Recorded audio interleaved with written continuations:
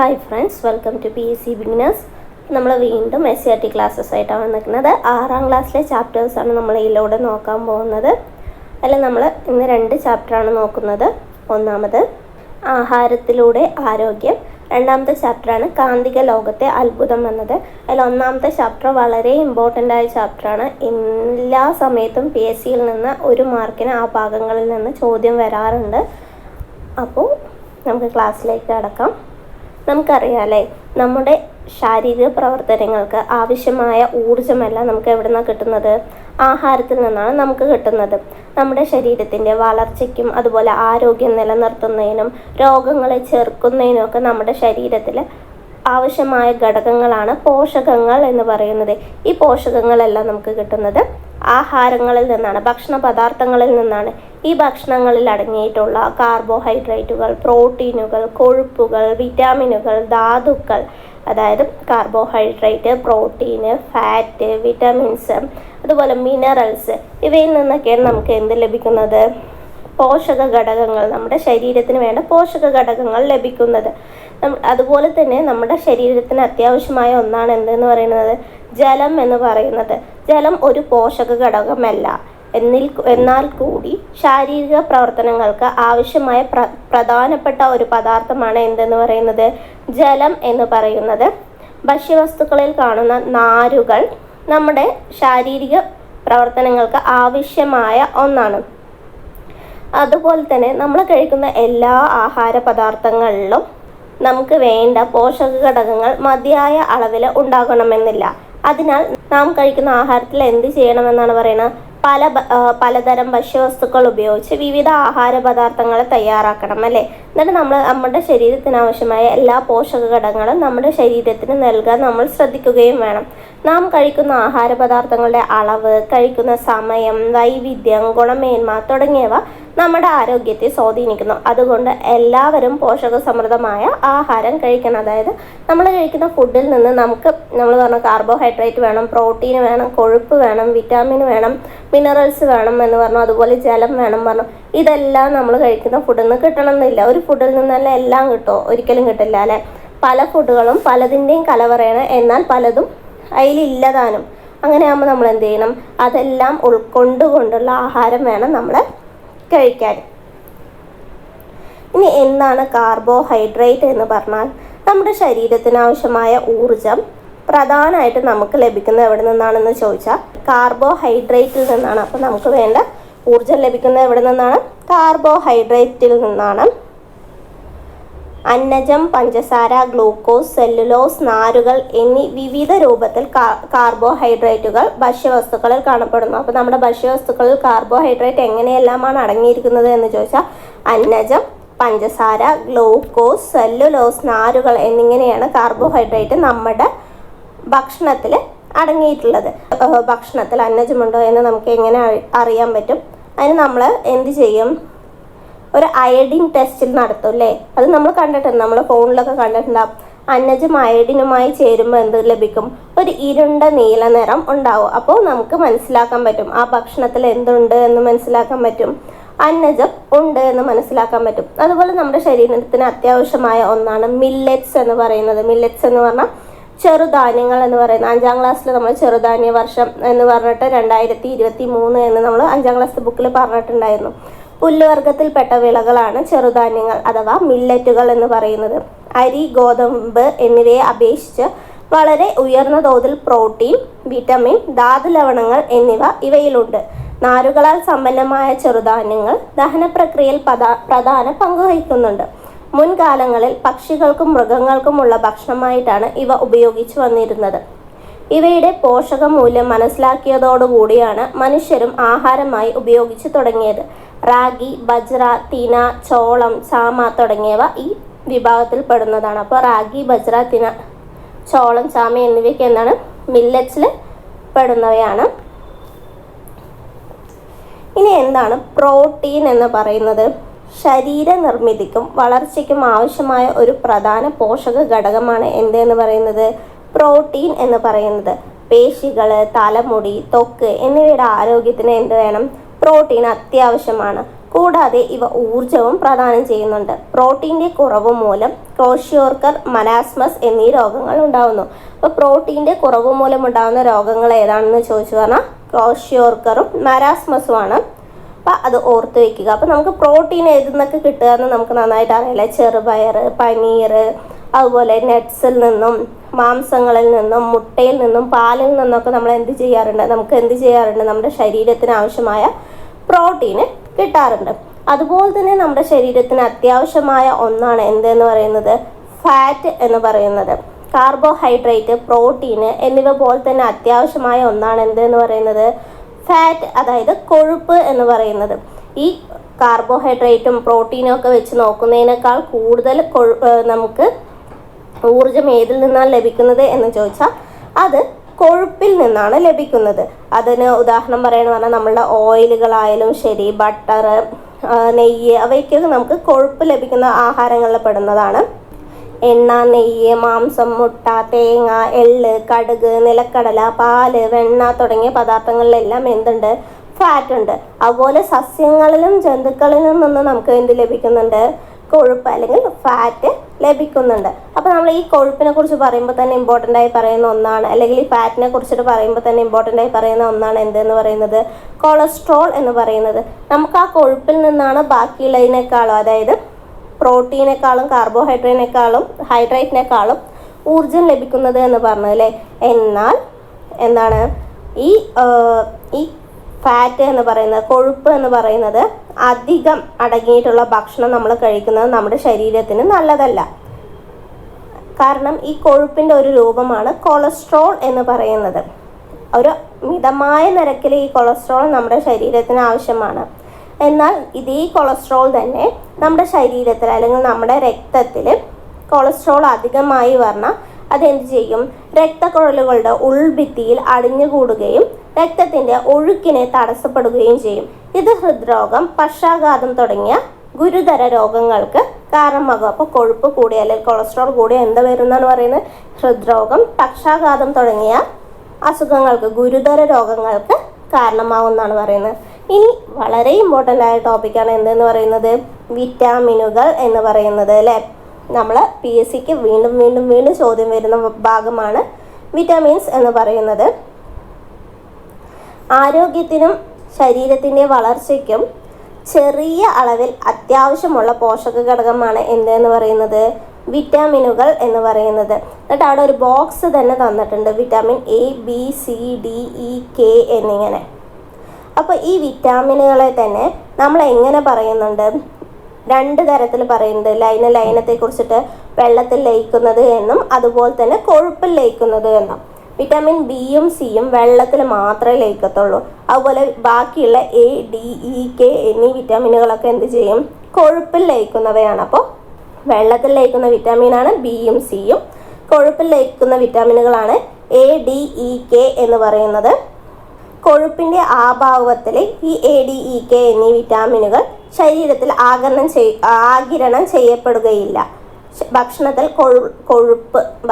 കൊഴുപ്പ് ഉൾപ്പെടുത്തേണ്ടതിൻ്റെ പ്രാധാന്യം എന്ന് പറയുന്നത് അതാണ്. കാരണം ഈ കൊഴുപ്പിൻ്റെ അഭാവത്തിൽ ഈ കൊഴുപ്പിൽ ലയിക്കുന്ന വിറ്റമിൻസ് ഒന്നും എന്ത് ചെയ്യില്ല, ശരീരത്തിൽ ആഗിരണം ചെയ്യത്തില്ല. ഇനി ആ ബോക്സ് നോക്കാം. വിറ്റാമിൻ എ നമ്മൾ ഭക്ഷണത്തിൽ ഉൾപ്പെടുത്തേണ്ടതിൻ്റെ പ്രാധാന്യം എന്താണെന്ന് ചോദിച്ചാൽ അത് നമ്മുടെ ശരീരത്തിലെ കണ്ണ്, ത്വക്ക്, തലമുടി എന്നിവയുടെ ആരോഗ്യത്തിന് വേണ്ടിയിട്ടാണ് നമ്മൾ വിറ്റാമിൻ എ നമ്മുടെ ഭക്ഷണത്തിൽ ഉൾപ്പെടുത്തുന്നത്. അപ്പോൾ വിറ്റാമിൻ എ കണ്ണ്, ത്വക്ക്, തലമുടി എന്നിവയുടെ ആരോഗ്യത്തിന് നല്ലതാണ്. അതുപോലെ വിറ്റാമിൻ ബി ചോദിക്കുകയെന്ന് പറഞ്ഞാൽ തലച്ചോറ്, നാഡികൾ, ഹൃദയം, ത്വക്ക് എന്നിവയുടെ ആരോഗ്യത്തിന്, തലച്ചോറ്, നാഡികൾ, ഹൃദയം, ത്വക്ക് എന്നിവയുടെ ആരോഗ്യത്തിനാണ് എന്ത് ഉത്തമം, വിറ്റാമിൻ ബി ഉത്തമം. അതുപോലെ വിറ്റാമിൻ സി ചോദിക്കുകയെന്ന് പറഞ്ഞാൽ പല്ല്, മോണ, രക്തക്കുഴലുകൾ എന്നിവയുടെ ആരോഗ്യത്തിനും അതുപോലെ തന്നെ രോഗപ്രതിരോധ ശേഷിക്കും ഏത് വേണം, വിറ്റാമിൻ സി വേണം. ഇനി വിറ്റാമിൻ ഡി ചോദിക്കുകയാണ് പറഞ്ഞാൽ അത് നമുക്കറിയാമല്ലോ, എല്ലുകളുടെയും പല്ലുകളുടെയും ആരോഗ്യത്തിനും രോഗപ്രതിരോധ ശേഷിക്കൊക്കെ എന്ത് വേണം, വിറ്റാമിൻ ഡി വേണം. ഇനി വിറ്റാമിൻ ഇ ചോദിച്ചാൽ നാഡികളുടെ ശരിയായ പ്രവർത്തനത്തിന് നമുക്ക് വിറ്റാമിൻ ഇ ആവശ്യമാണ്. വിറ്റാമിൻ കെ മുറിവുണ്ടാകുമ്പോൾ രക്തം കട്ടപിടിക്കുന്നതിന് നമുക്ക് എന്താവശ്യമാണ്, വിറ്റാമിൻ കെ ആവശ്യമാണ്. വിറ്റാമിൻ എയുടെ രാസനാമം എന്താണ്? റെറ്റിനോൾ എന്നതാണ് വിറ്റാമിൻ എയുടെ രാസനാമം. ഇനി വിറ്റാമിൻ ഡിയുടെ രാസനാമം എന്താണ്? വിറ്റാമിൻ ഡിയുടെ രാസനാമമാണ് കാൽസിഫെറോൾ എന്നത്. വിറ്റാമിൻ ഇയുടെ രാസനാമമാണ് ടോക്കോഫിറോൾ. അതുപോലെ വിറ്റാമിൻ കെയുടെ രാസനാമമാണ് ഫില്ലോക്വിനാൻ എന്ന് പറയുന്നത്. വിറ്റാമിൻ സി അറിയപ്പെടുന്നതാണ് അസ്കോർബിക് ആസിഡ്. അതുപോലെ തന്നെ വിറ്റാമിൻ ബിനെ തന്നെ നമ്മൾ B1, B2, B3, B5, B6, B7, B9, B12 എന്നിങ്ങനെ ബി കോംപ്ലക്സ് എന്ന് പറയാറുണ്ട് അല്ലേ. അതിൽ വിറ്റാമിൻ B1 അറിയപ്പെടുന്നത് തയാമിൻ എന്നാണ്, B2 അറിയപ്പെടുന്നത് റൈബോഫ്ലാവിൻ എന്നും, B3 അറിയപ്പെടുന്നത് നിയാസിൻ എന്നും, B5 അറിയപ്പെടുന്നത് പാൻറ്റോതെനിക് ആസിഡ് എന്നാണ്. അതുപോലെ B6 അറിയപ്പെടുന്നത് എങ്ങനെയാണ്? പിരിഡോക്സിൻ എന്നാണ്. B7 ബയോട്ടിൻ എന്നറിയപ്പെടുന്നു. B9 ഫോളിക് ആസിഡ് എന്നറിയപ്പെടുന്നു. B12 സൈനോകൊബാലമിൻ എന്നറിയപ്പെടുന്നു. അപ്പോൾ അതൊക്കെയാണ് വിറ്റാമിൻസിൻ്റെ രാസനാമങ്ങൾ എന്ന് പറയുന്നത്. ഇനി നമുക്ക് വിറ്റാമിൻ ഡിയും ബി കോംപ്ലക്സിനെയും കുറിച്ചിട്ട് നോക്കാം. സൂര്യപ്രകാശത്തിൽ നിന്ന് ലഭിക്കുന്ന വിറ്റാമിൻ ആണ് എന്ത് എന്ന് പറയുന്നത്? വിറ്റാമിൻ ഡി എന്ന് പറയുന്നത്. ചെറിയ അളവിൽ നമുക്ക് ഭക്ഷണത്തിലൂടെ എന്ത് ലഭിക്കുന്നുണ്ട്? വിറ്റാമിൻ ഡി ലഭിക്കുന്നുണ്ട്. പാലിലൂടെയും മുട്ടയിലൂടെയൊക്കെ നമുക്ക് എന്ത് ലഭിക്കുന്നുണ്ട്? വിറ്റാമിൻ ഡി ലഭിക്കുന്നുണ്ട്. അതുപോലെ സൂര്യപ്രകാശത്തിൽ നിന്ന് ലഭിക്കുന്ന വിറ്റാമിൻ ഏതാണ് എന്ന് ചോദിച്ചാൽ അത് വിറ്റാമിൻ ഡി ആണ്. എല്ലുകളുടെയും പല്ലുകളുടെയും ആരോഗ്യത്തിനും രോഗപ്രതിരോധ ശേഷിക്കും ഏറ്റവും ആവശ്യമായ ഒരു വിറ്റാമിൻ ആണ് എന്തെന്ന് പറയുന്നത്? വിറ്റാമിൻ ഡി എന്ന് പറയുന്നത്. വിറ്റാമിൻ ഡിയുടെ കുറവ് മൂലം കുട്ടികളിൽ എല്ലുകൾ ദുർബലമാകുകയോ മൃദുവാകുകയോ മാറുന്ന അവസ്ഥയാണ് കണ എന്ന് പറയുന്നത്. അപ്പോൾ വിറ്റാമിൻ ഡിയുടെ കുറവ് മൂലം കുട്ടികളിൽ ഉണ്ടാകുന്ന അസുഖം ചോദിക്കുകയെന്ന് പറഞ്ഞാൽ കണ, അതായത് റിക്കറ്റ്സ് ആണ്. അപ്പോൾ നമ്മൾ വിറ്റാമിൻ ഡി ലഭിക്കുന്നതിനായിട്ട് എന്ത് ചെയ്യണം എന്നാണ് പറയുന്നത്? ഭക്ഷണത്തിലൂടെ ചെറിയ അളവിൽ ലഭിക്കുന്നുള്ളൂ. അതുകൊണ്ട് നമ്മൾ എന്തും ചെയ്യണം? സൂര്യപ്രകാശവും നമ്മൾ ഏൽക്കണം. ഇനി അതുപോലെ വിറ്റാമിൻ ബി കോംപ്ലക്സ് നമ്മുടെ ശാരീരിക പ്രവർത്തനങ്ങൾക്ക് വളരെ അത്യാവശ്യം വേണ്ട ഒരു കൂട്ടം വിറ്റാമിനുകളാണ് വിറ്റാമിൻ ബി കോംപ്ലക്സ് എന്ന് പറയുന്നത്. അതായത് 8 തരം വിറ്റാമിൻ നമ്മൾ പറഞ്ഞു. B1 thiamine, riboflavin, niacin, pantothenic acid, pyridoxine, biotin, folic acid, അതുപോലെ സൈനോകൊബാലമിൻ എന്നിങ്ങനെയാണ് വിറ്റാമിൻ ബി കോംപ്ലക്സിൽ പെടുന്നത്. 8 തരം ബി വിറ്റാമിനുകളുടെ ഒരു കൂട്ടമാണിത്. ആരോഗ്യം നിലനിർത്തുന്നതിൽ വിറ്റാമിൻ ബി കോംപ്ലക്സ് നിർണായക പങ്ക് വഹിക്കുന്നു. കോശത്തിൻ്റെ ആരോഗ്യം, ചുവന്ന രക്താണുക്കളുടെ വളർച്ച, കാഴ്ചശക്തി, നാഡീപ്രവർത്തനം, ഹൃദയ സംബന്ധമായ ആരോഗ്യം എന്നിവയ്ക്കെല്ലാം ബി കോംപ്ലക്സ് അത്യാവശ്യമാണ്. അപ്പോൾ എന്തിനൊക്കെയാണ്? കോശത്തിൻ്റെ ആരോഗ്യം, ചുവന്ന രക്താണുക്കളുടെ വളർച്ച, കാഴ്ചശക്തി, നാഡീപ്രവർത്തനം, ഹൃദയ സംബന്ധമായ ആരോഗ്യം എന്നിവയ്ക്കെല്ലാം എന്താവശ്യമാണ്? വിറ്റാമിൻ ബി കോംപ്ലക്സ് അത്യാവശ്യമായ ഒന്നാണ്. ഇനി നമുക്ക് ഈ വിറ്റാമിന് എവിടെ നിന്നൊക്കെ, ഏതൊക്കെ ഭക്ഷ്യവസ്തുക്കളിൽ നിന്നാണ് ലഭിക്കുന്നത് എന്ന് ചോദിച്ചാൽ നമുക്ക് വിറ്റാമിൻ എ ലഭിക്കുന്നത് എവിടെ നിന്നൊക്കെയാണ്? ക്യാരറ്റിൽ നിന്ന് ലഭിക്കുന്നുണ്ട്. അതുപോലെ തന്നെ മത്സ്യത്തിൽ നിന്ന് ലഭിക്കുന്നുണ്ട്. ചീര, പാലുൽപ്പന്നങ്ങൾ, കരൾ, അതുപോലെ പയറില, ചേമ്പില, മുരിങ്ങയില, അവയിൽ നിന്നൊക്കെ നമുക്ക് വിറ്റാമിൻ എ ലഭിക്കുന്നുണ്ട്. കണ്ണ്, ത്വക്ക്, മുടി എന്നിവയുടെ ആരോഗ്യത്തിനാണ് വിറ്റാമിൻ എ ആവശ്യമായിട്ടുള്ളത്. അതുപോലെ തന്നെ വിറ്റാമിൻ ബി നമുക്ക് എവിടെ നിന്നൊക്കെ ലഭിക്കുന്നത്? മട്ടയരി, ചീര, മട്ടയരിയുടെ ആ ചുവപ്പ് കളർ ഉണ്ടല്ലോ, അതുപോലെ മട്ടയരിയുടെ തവിട്, ധാന്യങ്ങളുടെ തവിട്, ചീര, മുട്ട, പാല്, ചേമ്പില എന്നിവയിൽ നിന്നൊക്കെ നമുക്ക് എന്ത് ലഭിക്കുന്നു? വിറ്റാമിൻ ബി ലഭിക്കുന്നു. അത് എന്തിനൊക്കെയാണ് അത്യാവശ്യമായിട്ടുള്ളത്? ധാന്യങ്ങൾ, പ്രോട്ടീൻ എന്നിവ ശരീരത്തിൽ പ്രയോജനപ്പെടുത്താൻ, അതുപോലെ ചുവന്ന രക്താണുക്കളുടെ നിർമ്മാണം, ത്വക്കിൻ്റെ ആരോഗ്യം, അതുപോലെ നമ്മൾ നേരത്തെ വായിച്ചിട്ടുണ്ടായിരുന്നല്ലേ കോശത്തിൻ്റെ ആരോഗ്യം, നാഡീപ്രവർത്തനം, ഹൃദയ സംബന്ധമായ ആരോഗ്യത്തിനൊക്കെ നമുക്ക് അത്യാവശ്യമാണ് എന്ത്?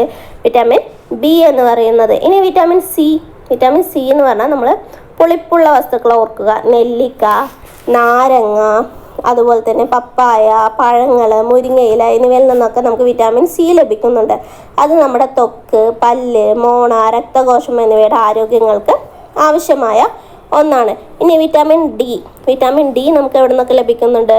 മത്സ്യം, മുട്ട, പാല്, അതുപോലെ സൂര്യപ്രകാശം ഏൽക്കുമ്പോൾ നമ്മുടെ ശരീരത്തിൽ നിർമ്മിക്കുന്നത് ഏതാണെന്ന് ചോദിച്ചാൽ അത് വിറ്റാമിൻ ഡി ആണ്. നമ്മുടെ ശരീരത്തിലെ എല്ലുകളുടെയും പല്ലുകളുടെയും ഒക്കെ ആരോഗ്യത്തിന് നമുക്ക് എന്ത് വേണം? വിറ്റാമിൻ ഡി ആവശ്യമാണ്. ഇനി വിറ്റാമിൻ ഇ ചോദിക്കുകയാണ് പറഞ്ഞാൽ നമുക്കത് ലഭിക്കുന്നത് നിലക്കടല, ബദാം, അതുപോലെ സസ്യ എണ്ണകളിൽ നിന്നൊക്കെയാണ് നമുക്ക് വിറ്റാമിൻ ഇ ലഭിക്കുന്നത്. അത് നമ്മുടെ നാഡികളുടെയും ചുവന്ന രക്താണുക്കളുടെയും ആരോഗ്യത്തിന് വേണ്ട ഒന്നാണ്. അതുപോലെ തന്നെ വിറ്റാമിൻ കെ ലഭിക്കുന്ന എവിടെയാണ്? ക്യാബേജ്, അതുപോലെ കോളിഫ്ലവർ, ചീരയിൽ നിന്നൊക്കെ നമുക്ക് വിറ്റാമിൻ കെ ലഭിക്കുന്നു. മുറിവുണ്ടാകുമ്പോൾ രക്തം കട്ട പിടിക്കാൻ സഹായിക്കുന്ന വിറ്റാമിൻ ഏതാണെന്ന് ചോദിച്ചാൽ അത് വിറ്റാമിൻ കെ ആണ്. ഇനി ഇപ്പോൾ നമ്മൾ വിറ്റമിൻസ് പറഞ്ഞു, അതുപോലെ കാർബോഹൈഡ്രേറ്റ് പറഞ്ഞു, അതുപോലെ കൊഴുപ്പിനെ കുറിച്ച് പറഞ്ഞു. അതുപോലെ വളരെ ഇമ്പോർട്ടൻ്റ് ആയ ഒന്നാണ് ഭക്ഷണത്തിലെ മിനറൽസ്, അതായത് ധാതുക്കൾ എന്ന് പറയുന്നത്. അയൺ ഒരു ധാതുവാണ്. ഇത്തരം ചില ധാതുക്കൾ ശരീരത്തിലെ ശരിയായ വളർച്ചയ്ക്കും ആരോഗ്യത്തിനും അത്യന്താപേക്ഷികമായ ഒന്നാണ്. അപ്പോൾ അതിൽ പ്രധാന ധാതുക്കൾ തന്നിട്ടുണ്ട്: അയൺ, കാൽസ്യം, അയഡിൻ എന്നിവ. നമുക്ക് അയൺ, അതായത് ഇരുമ്പ്, ഏത് ആഹാരങ്ങളിൽ നിന്ന് ലഭിക്കുന്നുണ്ട്? ഇലക്കറികൾ, ശർക്കര, മത്സ്യം, കരൾ എന്നിവയിൽ നിന്നൊക്കെ നമുക്ക് ഇരുമ്പ് ലഭിക്കുന്നു. ഇലക്കറികൾ, ശർക്കര, മത്സ്യം, കരൾ. ഇനി ഇതിൻ്റെ പ്രാധാന്യം എന്താണെന്ന് ചോദിച്ചാൽ അയണിൻ്റെ പ്രാധാന്യം എന്താണ്? രക്തത്തിലെ ഹീമോഗ്ലോബിൻ്റെ നിർമ്മാണത്തിൽ പ്രധാന പങ്ക് വഹിക്കുന്നു. അപ്പോൾ രക്തത്തിൻ്റെ ഹീമോഗ്ലോബിൻ്റെ നിർമ്മാണത്തിൽ പ്രധാന പങ്ക് വഹിക്കുന്ന മിനറൽ ഏതാണ് എന്ന് ചോദിച്ചാൽ, ധാതു ഏതാണെന്ന് ചോദിച്ചാൽ അത് ഏതാണ്? അത് അയൺ ആണ്. അടുത്തത് കാൽസ്യം. കാൽസ്യം ഏതെല്ലാം ഭക്ഷണങ്ങളിൽ നിന്ന് ലഭിക്കുന്നുണ്ട്? മുട്ട, പാല്, ഇലക്കറി, മത്സ്യം എന്നിവയിൽ നിന്നൊക്കെ നമുക്ക് എന്ത് ലഭിക്കും? കാൽസ്യം ലഭിക്കും. എല്ലുകളുടെയും പല്ലുകളുടെയും നിർമ്മാണത്തിനും രക്തം കട്ടപിടിക്കുന്നതിനും സഹായിക്കുന്നത് ഏതാണ്? ഈ കാൽസ്യമാണ്. അപ്പോൾ രക്തം കട്ടപിടിക്കാൻ സഹായിക്കുന്ന മിനറൽ ഏതാണെന്ന് ചോദിച്ചാൽ അത് അത് കാൽസ്യമാണ്. ഇനി അയഡിൻ. നമുക്ക് അയഡിൻ ലഭിക്കുന്നത് കടൽ വിഭവങ്ങളിൽ നിന്നാണ്. ഈ അയഡിൻ തൈറോയ്ഡ് ഗ്രന്ഥിയുടെ പ്രവർത്തനത്തിന് സഹായിക്കുന്ന ഒന്നാണ്. ഹീമോഗ്ലോബിൻ. ചുവന്ന രക്താണുക്കളിൽ കാണപ്പെടുന്ന വർണ്ണവസ്തുവാണ് ഹീമോഗ്ലോബിൻ.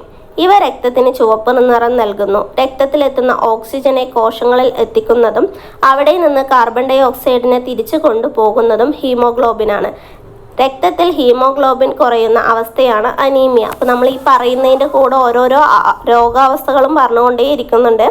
അപ്പോൾ രക്തത്തിൽ ഹീമോഗ്ലോബിൻ കുറയുന്ന അവസ്ഥ ഏതാണ്? അത് അനീമിയയാണ്. രക്തത്തിലെത്തുന്ന ഓക്സിജനെ കോശങ്ങളിൽ എത്തിക്കുകയും അവിടെ നിന്ന് കാർബൺ ഡൈ ഓക്സൈഡിനെ തിരിച്ചു കൊണ്ടുപോകുകയും ചെയ്യുന്നത് ആരാണെന്ന് ചോദിച്ചാൽ അത് ഹീമോഗ്ലോബിനാണ്. ചുവന്ന രക്താണുവിൽ കാണപ്പെടുന്ന വർണ്ണവസ്തുവാണ് എന്ത് എന്ന് പറയുന്നത്? ഹീമോഗ്ലോബിൻ എന്ന് പറയുന്നത്. ഇനി വിറ്റമിൻസ്, അപര്യാപ്തത രോഗങ്ങൾ എന്ന് പറയുന്നത് നോക്കാം. അതിൽ വിറ്റമിൻ എയുടെ അപര്യാപ്തത രോഗമാണ് നിശാന്തത എന്ന് പറയുന്നത്. അതുമാത്രമാണോ? നിശാന്തത, സിറോപ്താൽമിയ, എൽമർ മക്കല്ലം എന്നിവയെല്ലാം വിറ്റാമിൻ എയുടെ അപര്യാപ്തത രോഗമാണ്. ഇനി വിറ്റാമിൻ ബിയുടെ അപര്യാപ്തത രോഗം ഏതൊക്കെയാണ്? ഗ്ലോസിറ്റീസ്, അതായത് നാവ് വീക്കവും നാവിൽ തൊലി ഇളകുന്ന അവസ്ഥയും വായ്പുണ്ണ്, അതൊക്കെ വിറ്റാമിൻ ബിയുടെ അപര്യാപ്തത രോഗമാണ്. വിറ്റാമിൻ B1ൻ്റെ അപര്യാപ്തത രോഗമാണ് ബെറിബെറി എന്ന് പറയുന്നത്. വിറ്റാമിൻ B3യുടെ അപര്യാപ്തത രോഗമാണ് പെല്ലഗ്ര. വിറ്റാമിൻ B9ൻ്റെ അപര്യാപ്തത രോഗമാണ് അനീമിയ, അതുപോലെ വിളർച്ച, മെഗലോബ്ലാസ്റ്റിക് അനീമിയ എന്നിവയെല്ലാം വിറ്റാമിൻ B9ൻ്റെയാണ്. അപ്പോൾ മെഗലോബ്ലാസ്റ്റിക് അനീമിയ വിറ്റാമിൻ B9 ആണ്. അപ്പോൾ വിറ്റാമിൻ B12 ചോദിച്ചാൽ അത് പെർനീഷ്യസ് അനീമിയാണ്. വിറ്റാമിൻ B12 പെർനീഷ്യസ് അനീമിയാണ് അതിൻ്റെ അപര്യാപ്തത രോഗം എന്ന് പറയുന്നത്. ഇനി വിറ്റാമിൻ സിയുടെ അപര്യാപ്തത രോഗമാണ് മോണയിൽ നിന്നുള്ള രക്തസ്രാവം. അതാണ് സ്കർവി എന്നറിയപ്പെടുന്നത്, മോണയിൽ നിന്നുള്ള രക്തസ്രാവം. ഇനി വിറ്റാമിൻ ഡിയുടെ അപര്യാപ്തത രോഗം എന്താണ്? അത് നമ്മൾ നേരത്തെ തന്നെ പറഞ്ഞു. എന്താണ്? കുട്ടികളിൽ ഉണ്ടാകുന്ന കണ, അതായത് റിക്കറ്റ്സ് എന്ന് പറഞ്ഞു അല്ലേ. അതുപോലെ മുതിർന്നവരിൽ ഏതാണ്? ഓസ്റ്റിയോമലേഷ്യയാണ് മുതിർന്നവരിൽ വിറ്റാമിൻ ഡി മൂലം ഉണ്ടാകുന്ന അപര്യാപ്തത രോഗം എന്ന് പറയുന്നത്. ഇനി നിശാന്തത എന്താണ്? വിറ്റാമിൻ എയുടെ കുറവ് മൂലമാണ് എന്തുണ്ടാകുന്നത്? നിശാന്തത ഉണ്ടാകുന്നത്. അതായത് ഇരുട്ടിലും മങ്ങിയ വെളിച്ചത്തിലും അനുഭവപ്പെടുന്ന കാഴ്ചക്കുറവാണ് എന്തെന്ന് പറയുന്നത്? നിശാന്തത എന്ന് പറയുന്നത്.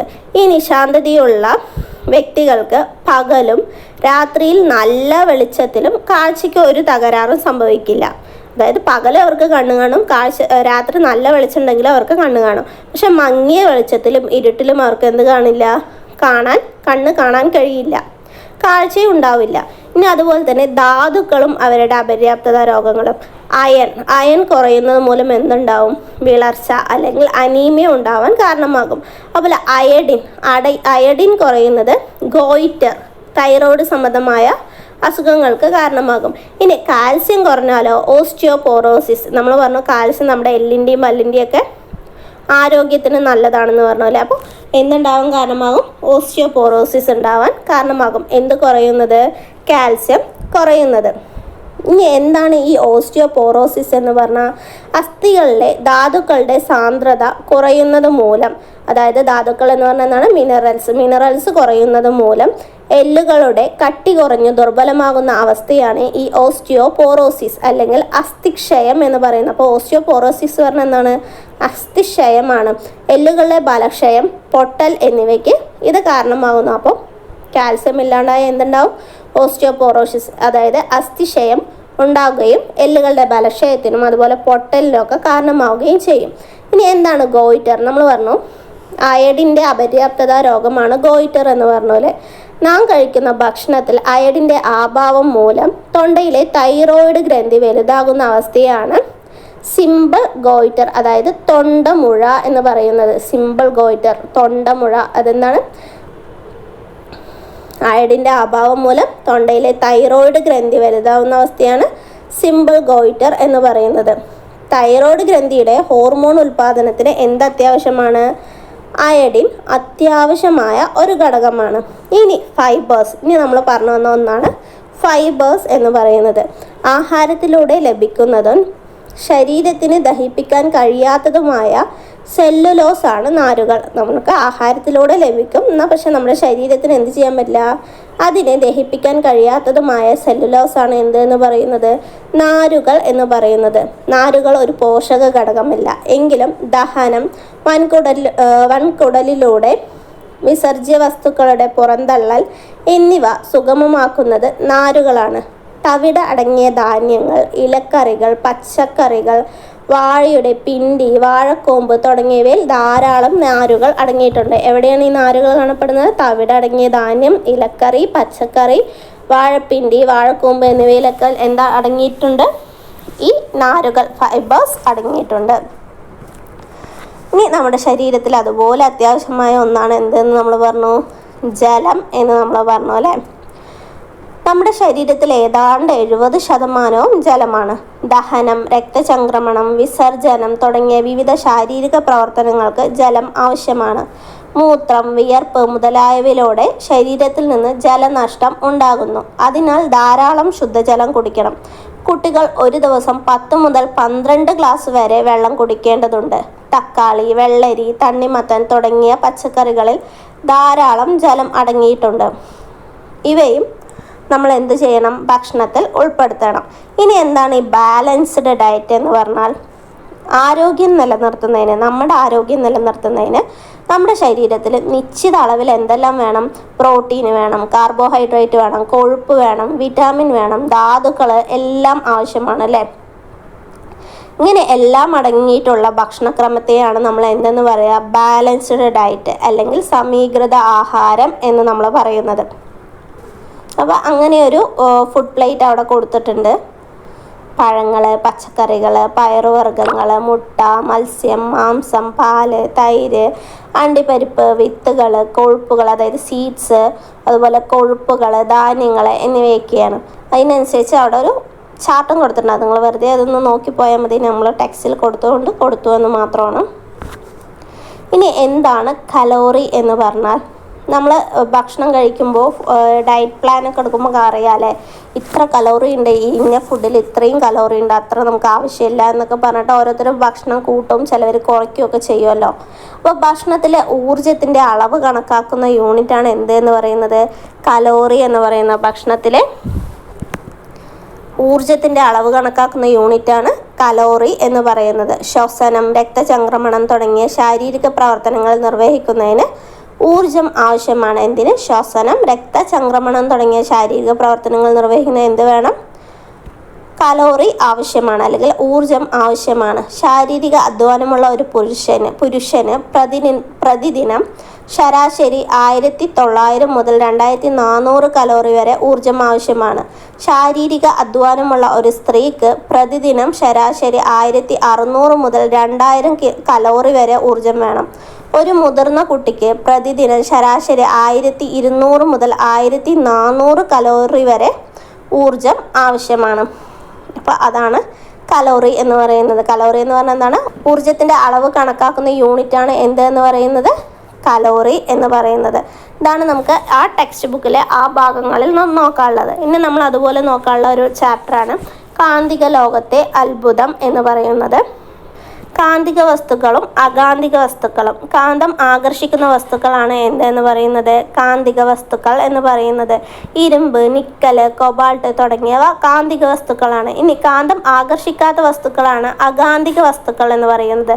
പേപ്പർ, പ്ലാസ്റ്റിക്, സ്വർണം, മരം തുടങ്ങിയവ അകാന്തിക വസ്തുക്കളാണ്. അതായത് നമുക്കറിയാം, നമ്മളൊരു കാന്തം എടുത്തിട്ട് അത് നമ്മൾ ഈ ഇരുമ്പിലൊക്കെ കൊണ്ടുപോയി ഒട്ടിച്ച് വെക്കാറില്ലേ? അപ്പോൾ അത് ചിലയിൽ വെക്കുമ്പോൾ അത് ഒട്ടാതെ നമ്മൾ ഈ ഡോറിലൊക്കെ വെക്കുമ്പോൾ താഴെ വീഴാറുണ്ട് അല്ലേ? അതേത് ആ ഡോറിൻ്റെ ആണിയുടെ ഭാഗത്ത് വയ്ക്കുമ്പോൾ അതവിടെ നിൽക്കാറുണ്ട്. അപ്പോൾ അതെന്താണ്?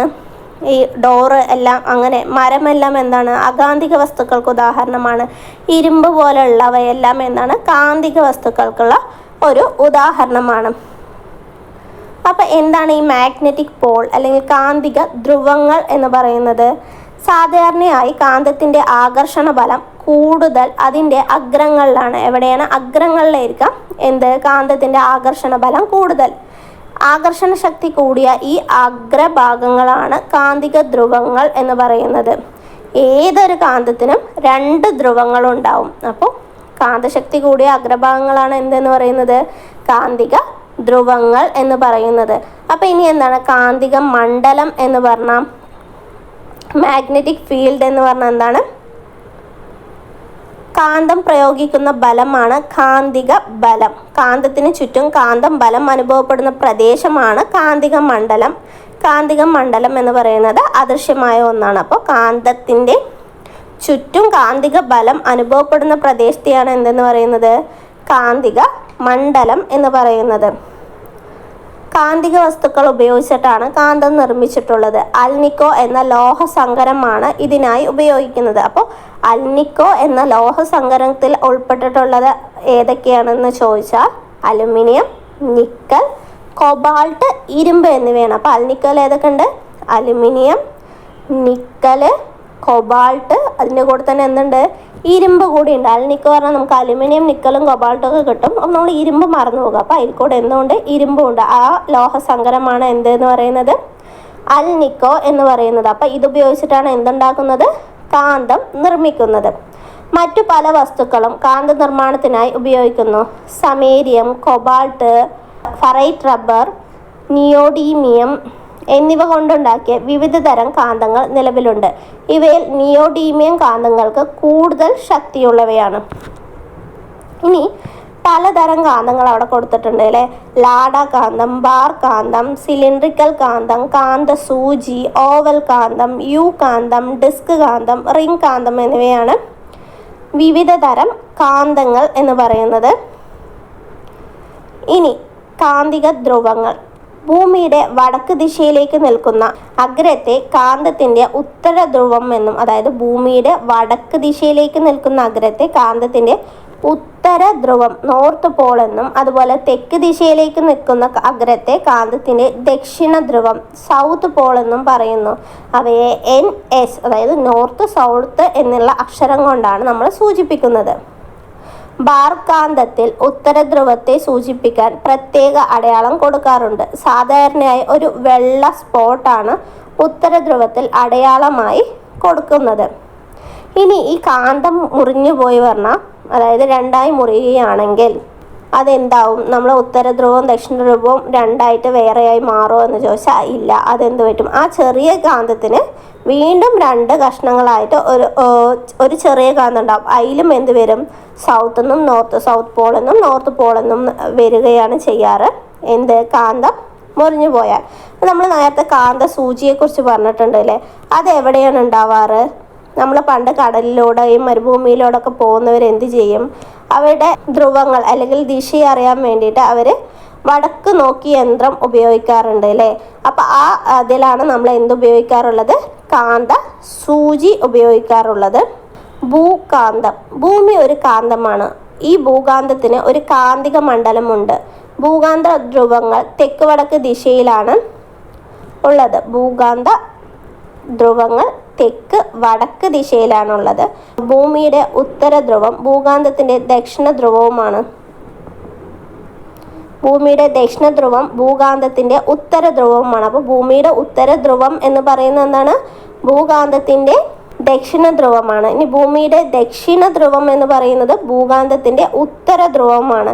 അതുകൊണ്ട് സ്വതന്ത്രമായി തൂക്കിയിട്ട കാന്തം എപ്പോഴും തെക്ക് വടക്ക് ദിശയിൽ നിൽക്കുന്നത്. അപ്പോൾ എന്തുകൊണ്ടാണ് തെക്ക് വടക്ക് ദിശയിൽ നിൽക്കുന്നത്?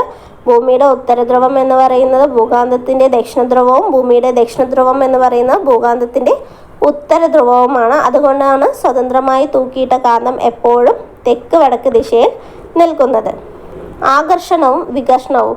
വ്യത്യസ്ത കാന്തങ്ങളുടെ ഒരേ ധ്രുവങ്ങളെ സജാതീയ ധ്രുവങ്ങൾ എന്നും വ്യത്യസ്ത ധ്രുവങ്ങളെ വിജാതീയ ധ്രുവങ്ങൾ എന്നും പറയുന്നു.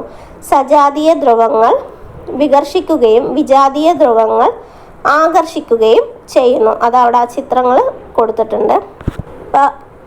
എന്താണ് വൈദ്യുത കാന്തം എന്ന് പറയുന്നത്? ചെമ്പ് കമ്പിയിലൂടെ വൈദ്യുതി കടന്നു പോകുമ്പോൾ അതിനു ചുറ്റും ഒരു കാന്തിക മണ്ഡലം രൂപപ്പെടുകയും ആണി കാന്തമായി മാറുകയും ചെയ്യുന്നു. ചെമ്പ് കമ്പിയിലൂടെ വൈദ്യുതി കടന്നു പോകുമ്പോൾ ചുറ്റും ഒരു കാന്തിക മണ്ഡലം രൂപപ്പെടുകയും ആണി കാന്തമായി മാറുകയും ചെയ്യുന്നു. ഇതാണ് വൈദ്യുത കാന്തം എന്ന് പറയുന്നത്. ഇതിൻ്റെ കാന്തിക ശക്തി എന്ന് പറയുന്നത് താൽക്കാലികമാണ്. വൈദ്യുത പ്രവാഹം വിച്ഛേദിച്ചാൽ വൈദ്യുത കാന്തത്തിൻ്റെ കാന്തിക ശക്തിയും എന്ത് ചെയ്യും? നഷ്ടപ്പെടുകയാണ് അവിടെ ചെയ്യാറുള്ളത്. അപ്പോൾ ഇതാണ് നമ്മുടെ ഇന്നത്തെ ടെക്സ്റ്റിലെ 2 ചാപ്റ്ററുകളായിട്ട് പറഞ്ഞിട്ടുള്ളത്. അതിൽ ഒന്നാമത്തെ ചാപ്റ്ററിൽ പറഞ്ഞതെല്ലാം വളരെ ഇമ്പോർട്ടൻ്റ് ആണ്. അതിൽ നമ്മൾ എന്തെല്ലാം പറഞ്ഞിട്ടുണ്ടായിരുന്നു? അപര്യാപ്തത, രോഗങ്ങൾ പറഞ്ഞു, രാസനാമങ്ങൾ പറഞ്ഞു, വിറ്റാമിൻ പറഞ്ഞു, മിനറൽ പറഞ്ഞു, അതുപോലെ ധാതുക്കളുടേതായാലും അപര്യാപ്തത രോഗങ്ങളെല്ലാം നമ്മൾ പറഞ്ഞിട്ടുണ്ടായിരുന്നു. നിങ്ങൾക്ക് ഈ ക്ലാസ്സുകൾ ഉപകാരപ്പെടുകയാണെങ്കിൽ ഇഷ്ടപ്പെടുകയാണെങ്കിൽ ലൈക്ക് ചെയ്യുക, സബ്സ്ക്രൈബ് ചെയ്യുക. വീണ്ടും പുതിയൊരു ക്ലാസ്സുമായി വരുന്നത് വരെ ഓക്കെ ബൈ.